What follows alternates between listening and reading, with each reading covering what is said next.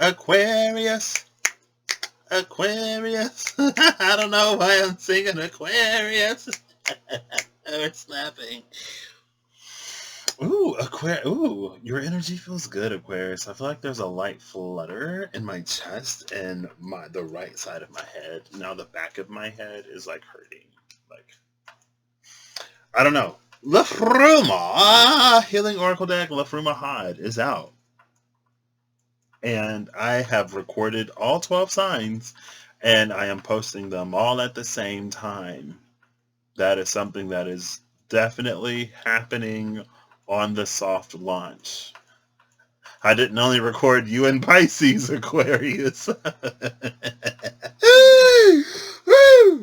Let's just get into it. So I'm not going to go card by card because that's, number one, it's not really my style. I guess I don't have the patience for it, and I know someone else will do it. Okay, Aquarius. You are ready. Aquarius said, you know what? Enough talking. Let's go. All right, Aquarius. I'll shut it. 1924. You could have been born in 1924, Aquarius. So happy almost 100th birthday. You'd be, what, 98? Going into your 99th year. Ooh, bottom of the deck is number 1, Thaw. Captured from festers, held static, possessed. Hemmed in, pinned in, rammed and wrecked, atoms wrestle, molecules jostle, whims of wealth wilt and melt and die back. This cluster clings, that cluster crawls, and another claims greater importance than all. What does wealth conquer? In your 99 years of life, Aquarius, what does it all mean and what is it all for? In your less than 99 years, but it's almost like in your personal opinion, in the life that you've lived, Aquarius, what really matters? I think it's interesting that your energy is so headachy, fluttery, lighthearted, immediate, expedient. But it feels like that question is important. And it's almost like if you know what really matters, hold that. I don't know if things are about to speed up for you. I don't know if things are about to take off. But as long as you can hold on to what matters, you'll always end up somewhere that you love to be. It's only when we forget and when we get swept up in whatever is before us or around us that that disconnection sort of comes in. I'm actually going to go to the crow for you first, and then we're going to get into the Yggdrasil Norse divination cards. So you have horse and day purged, horse move. A.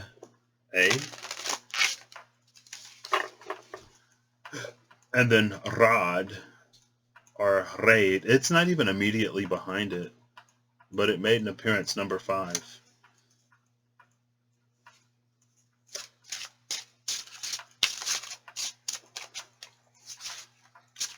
It's funny because Pisces I used the runic tarot for Pisces and they got the sun card, which was Soul drawing her fire chariot of horses. But here you have this horse and day card. If Pisces is the liquid and you are the water bearer, then that is interesting. Raid. Rod is a journey. 4 of Swords. I feel like I gotta keep my spine straight. The High Priestess. Is this it? I'll get one more. I'll give it 3 shuffles.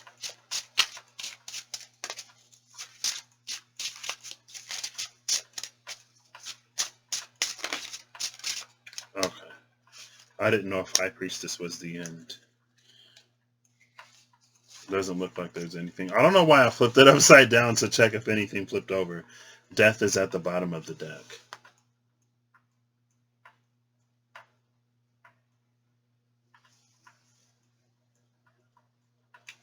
This makes me think I once heard someone say that we say good morning because when we go to sleep we die, and when we wake up we're reborn.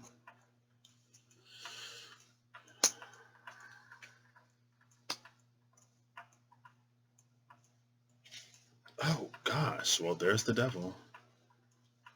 I don't know if the devil. Okay, so I was in the runic tarot book one day, and I saw that the reason why on the court cards they don't include the individual runes that constitute the bind runes is because a bind rune is meant to be read as one rune, not to be read as like this and that. And that held a lot of symbolism for Pisces, because I just mentioned that in the Pisces read. The reason why I mentioned that is because I saw the 1 and I saw the 5, and there are less than 100 cards in this deck, so there is no card number 100. And the only reason why I mentioned that is because that's the bind ruined energy. So that's Thaw and Rad sort of being bound on top of each other, the 15, and then the devil, which is number 15, came out. So Thaw and Rad are bound, just like I sort of thought they were, but honestly I wasn't going to mention it. But now I have, because of the appearance of this, which is an interesting take on devil energy. It's like it's the catalyst for us to do what needs to be done, or for us to say what needs to be said, where otherwise we'd keep silent. And maybe that's what this 4 of Swords is, Aquarius. So let's say, for example, you've lived a life that leads you to value peace. And so you hold peace to be paramount or tantamount. Is tantamount a word, or is it paramount? My brain has been on the fritz for days now, so hey Siri, define tantamount. Tantamount means equivalent in seriousness to, virtually the same as. Okay. So it is a word, not necessarily how I was using it, but it is a word. But if we go with tantamount, if your piece is tantamount, I think I did want paramount. It's like it's the most important. But if we go with tantamount, what is your piece tantamount to? And I love that for this, because that plays into what I was going to say. It's like if you hold your piece to be most important, then maybe there are some times where you don't say things, where you don't do things, where you bear things that aren't yours to bear, for the sake of keeping the peace, because you don't want to argue, because you don't want to fuss, you don't want to fight, you don't want to be contentious. And so you don't speak. And that's what this 4 of Swords feels like. It's you not speaking. It's almost you playing dead, because you don't want to deal with the conflict that would arise if you were to voice your opinion, or if you were to speak from the space, from the perspective that you hold. But your perspective is important. It's very important. So in your life, what is peace tantamount to? Your peace is very important to you, but what holds as much importance to you as that peace? Is your happiness and well-being and fulfillment tantamount to peace? Because if it isn't, what does that peace one really matter? If it only brings you unfortune, misfortune, or sadness. If it only brings you inconvenience. Now, you are the assigner of value of things in your life. And so I'm not here to tell you what you should value. These are questions for you to reflect on and ask yourself.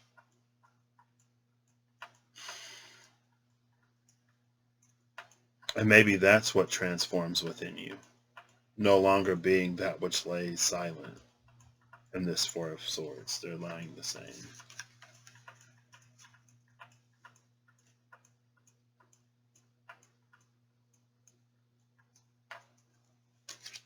We're also getting a deeper look, because we see the x-ray of the bird here. We see the bones, the skeleton of the bird there. So,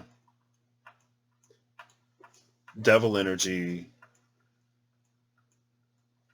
if this is devil energy in the ways that would bind you in the past, it's almost like if that's a person or a boss that knows that you don't like conflict or confrontation, so they might overload you with things because they know you won't complain about it. You'll just do it, and they need somebody to do it. It isn't even necessarily always maliciously done, right? Like, it's not done in malintent. It's not someone that's trying to be like mean or cruel or who's trying to use you. But it's almost like it ends up playing out that way. It's like if the boss needs something to be done and they know that everyone else is going to complain about it, or no one else is going to give it the care and attention that you're going to give it, other people might just like not put both cheeks into it, if you know what I mean. They might only put one butt cheek into it and it's a two cheek kind of job. And you're the type of person, again, like, you won't complain, you'll just do it, you'll bear it. And again, it's like they may not necessarily like overworking and overloading you, but it's almost like you're the only person that cares.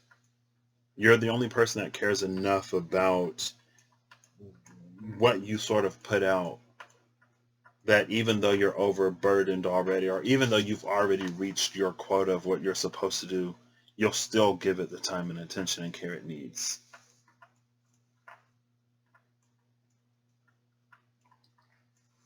And maybe for a long time, although it was inconvenient, maybe there's something that it gave you. Maybe there's a skill that it honed. Maybe there's something that you can master now that you will be compensated for. Maybe it gave you something that you'll use in the future.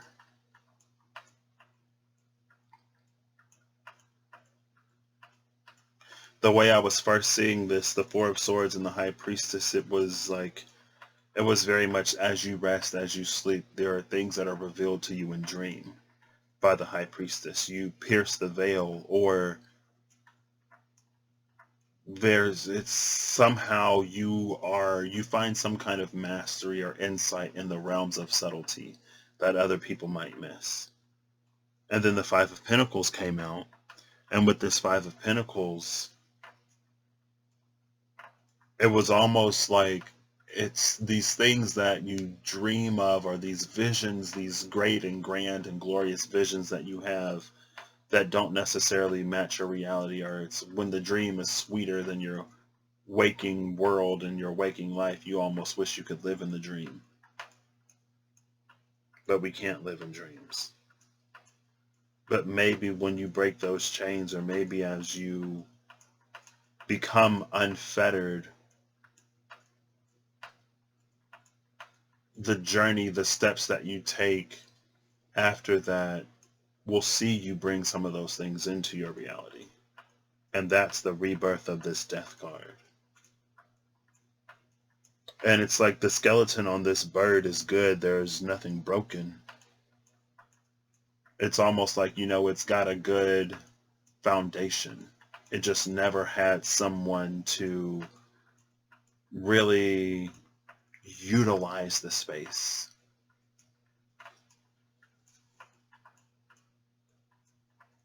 With this Five of Pentacles, there are birds on the ground who are without because I don't know if it's because they can't fly high enough to see that all that they want is up there, or if they're just not looking.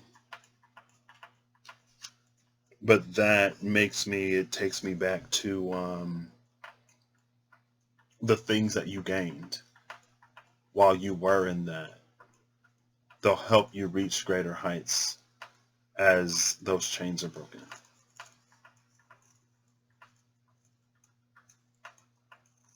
Maybe there were things that you put up with because you thought you had to. But it's almost like as you release the chains and as you break down barriers, the things that you the box that you put yourself in to be wealthy and successful and to have abundance, as you liberate yourself from that, you might find that the abundance doesn't go anywhere. And it's not because of some weird Stockholm Syndrome thing where you try to free all the animals and the animals are like, but we don't want to go anywhere. Not that that's necessarily a weird Stockholm Syndrome thing, because if you raise an animal in a certain environment, yes, there is a certain part of the animal that is instinctual. Yes, its instincts will sort of kick in, but it's not. If it wasn't raised and born in the wild, it's going to be shocked. It's probably going to be very shook. And who knows if it'll be able to survive. That's not necessarily the point, but I feel like it had to be mentioned. It didn't have to be mentioned. It's not the point. It's extraneous. Maybe that'll make sense. Or, I mean, we can use it, right? Like, let's say that before you were in the situation that you were in, there are things within you that you wouldn't have necessarily discovered. It was only in times of great pressure, and it was only in situations of overwhelm that you dug your heels in and you found something within you that you now know is a treasure. That now you know your worth, and as you go out, you can, I want to use the word demand. You can demand it. But you don't even have to demand. You can just ask for it and it will be given. And if it isn't given, you keep moving. You know what I mean? But again, it's like it's something that you wouldn't have necessarily discovered had you not been in that situation. And so captivity served you. You can, in some instances and situations, depending on the type, because not every situation is the same. And not every person is the same to deal with situations the same. So to be impacted in the same way to the same degree. You know what I mean? We're all different. And we can go through the exact same thing and emerge different. It's possible that those things will serve you moving forward. And that they will benefit you in a way that it's like it turns the Ten of Pentacles and even the Ten of Swords into the Ten of Cups. I said the Ten of Pentacles, I meant the Ten of Wands. It turns the Ten of Wands and even the Ten of Swords into the Ten of Cups and the Ten of Pentacles. It's a realm shift. It's elemental. That's what's happening here. The High Priestess is looking from the sword to the pentacles.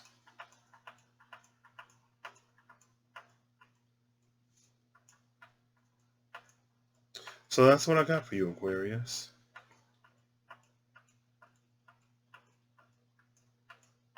And it's like as you move forward, the movement is a part of the purging process.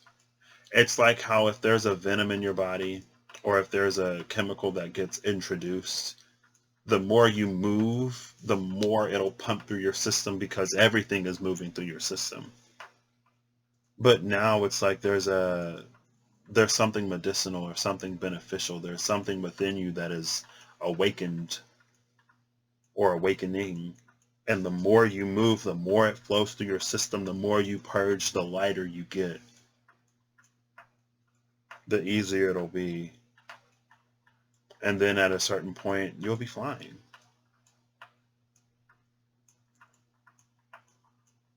Like maybe this crow is on its back because it had to walk everywhere.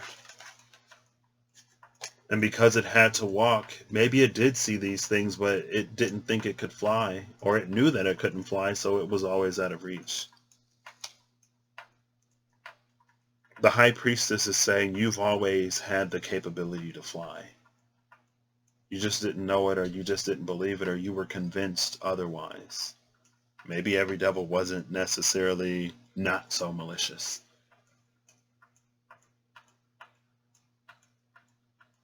And then you realize in this death process that you can. And you know exactly where to go. There's a concentration. There's a concentration of abundance. There's a concentration of pentacles right here. So while, yes, it's out of reach if you're on the ground, when you remember, when you know that you can fly, you know exactly where to go.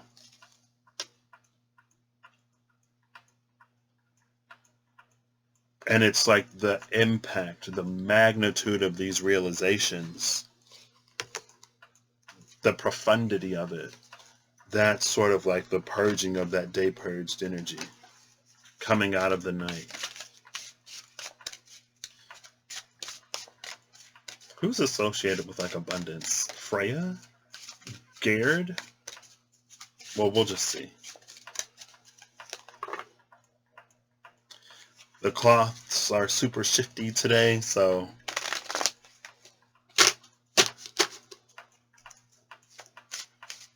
I almost forgot to pull this card for you, Aquarius. I was about to end it, but we'll see who will end this. Maybe you don't get a Norse divination card. Yeah, we'll see. You will. I'll choose it for you. Frosty, mindfulness, lightness, and permanence. Bottom of the deck is Frey, spring and new beginnings. I love this. Frosty is impermanence because as soon as the summer comes, as soon as winter is over, Frosty melts. But when Frosty melts, you enter the spring and these new beginnings. It's again, it builds on this energy where it's, for whatever reason, it was something that you can use to show you things about yourself that otherwise you might not see. With devil energy, again, like partially depending on how intentionally malicious and malaligned devil energy was, partially on how your own mind plays against you or works with you. There are things that you might not have necessarily been able to see before. The intensity of the maliciousness or the intensity of how much your mind works against you will make it more difficult to see. But as intense as all of that is, the divine is just as strong, if not stronger. The divine is stronger, but the divine doesn't always force things upon us. Well, that notification said, yeah, maybe the divine was like, the divine, yep, we're stronger. You'll see. You'll know. And because of the impermanence of Frosty, it feels like there may be a grieving period.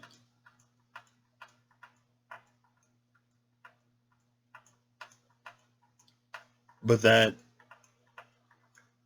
it's almost like it's to be, just allow for it. And it isn't even necessarily grieving in a sense of, I think sometimes we can grieve the ending of unpleasant cycles and be confused by that grief. And in our confusion, it can turn into a lot of things.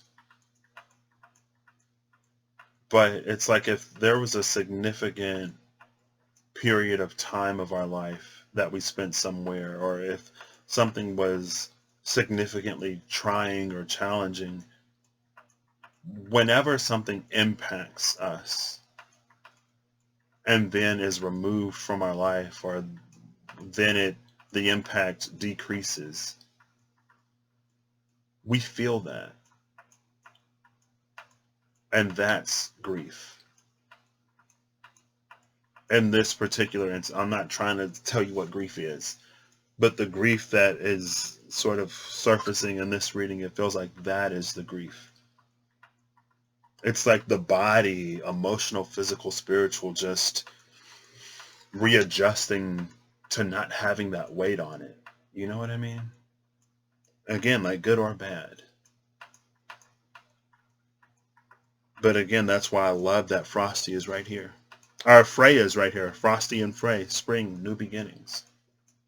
When it warms up, because spring is the season immediately after winter, something surprising in the thaw. Oof, I got my little notebook out. I didn't know why, but now I know why, because I'm recording these and I want to Aquarius, something surprising in the thaw. Or maybe there's something in the thaw. There's something in the thaw. There we go. All right, Aquarius. Well, I hope you have an amazing whenever you see this. I hope you're acting in alignment to make all that you wish to experience your reality. I hope that whatever you need along your path, journey, and way you find. And I hope you the wisdom, discernment, compassion, forgiveness, and space to hold all of that and more to let this move you beyond.